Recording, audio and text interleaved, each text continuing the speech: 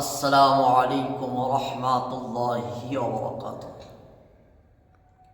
আজকে একটি বিষয় আপনাদের সামনে আমি উপস্থাপন করব।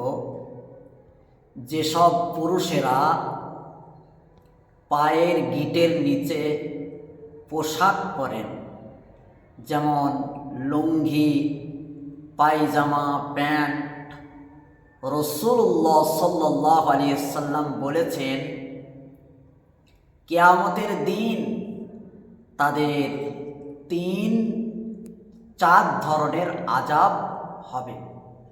সর্বপ্রথম আল্লাহ সুবহানাহু তাআলা কিয়ামতের দিন তাদের সঙ্গে কথা বলবেন না রাগের কারণে। 2 নম্বর, তাদের দিকে রহমতের দৃষ্টিতে তাকাবেন না।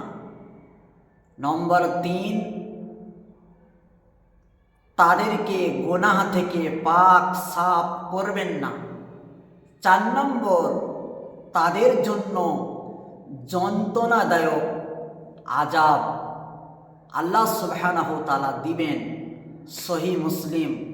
আল্লাহ পাক আমাদের সকলকে এই হাদিসের প্রতি আমল করার তৌফিক দান করুক। আল্লাহুম্মা আমিন।